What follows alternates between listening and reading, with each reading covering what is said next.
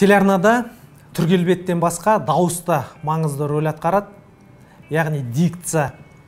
Жүргізушілердің, журналистердің байқасаңыздар, дикциясы анық, сөздерді анық айтады, дауыстары қойылған. Әрине арасында бар, әлі де сол бұрынғы сарынмен сөйлейтіндер, ал енді назарларыңызға деп бір жасандылықпен сөйлейтіндер, болмаса келесі кездескенше деп танаумен сөйлейтіндер, ондай кейбір әріптестеріміз бар, өкінішке орай.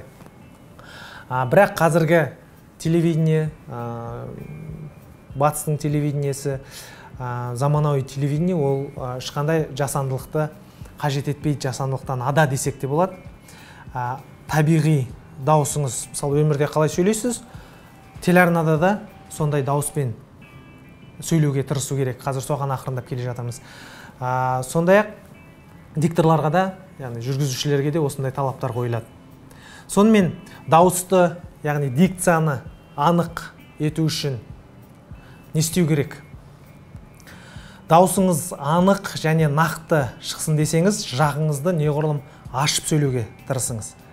Көп адамдар білесіздер, тістеніп сөйлейтін адамдар болады, тісін ашпай, құрметті көрермендер деген сияқты. Болмаса, аузын жағын көп ашпай сөйлейтін адамдар болады. Ерінде қозғалтпай сөйлейтін адамдар болады. Сөздері анық шықпайды. Ал анық шығу үшін неғұрлым жақты ашып сөйлеуге, неғұрлым анық сөйлеуге тырысыңыздар. Және де дауыс танаудан емес, іштен, тамақтан шыққаны дұрыс. Ал енді беттегі мимиканы қимыл қозғалысқа келтіріп алу үшін қасқа, жаққа, ұртқа жасалатын жаттығулар бар. Бірнешеуін келтіре кетейін. Ол енді сөзіміз анық шығу үшін, жағымыз жақсы жұмыс істеу үшін тіл қозғалыста болу керек. Яғни бұлшық еттерді, бет қуысындағы бұлшық еттерді қимыл қозғалысқа келтіріп алу керек. Олардың бірнеше жаттығулары бар. Оны өздеріңізде қарап көрсеңіздер де болады. Қаңтар, ақпан, наурыз, сәуір, мамыр, маусым, шілде, тамыз, қыркүйек, қазан, қараша, желтоқсан.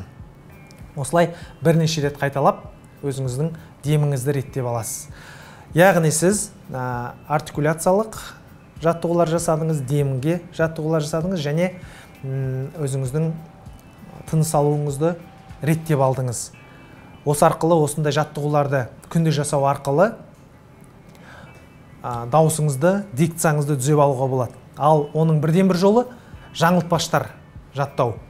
Сонымен жаңылтпаштар: заңгер меңгергенді дәрігер меңгере ала ма? Дәрігер меңгергенді заңгер меңгере ала ма? Осыны тезірек қайталап айтып тұрсаңыз болады. Болмаса, түсіне дүрбі кірген, қарға мойнына дүрбі ілген. Дүрбі бір күн ілген, бір күн ілмеген. Осы сияқты жаттығуларды, осы сияқты жаңылтпаштарды үйде дауыстап айтып, бірнеше рет жатқа айтып, жаттығу жасасаңыздар болады. Болмаса, кітап оқыңыздар. Кітапты да дауыстап оқыған, анық сөйлеп, дауысты дыбыстарды анық айтып, сөздерді нық айтып, үйренген ол өзіңізге жақсы.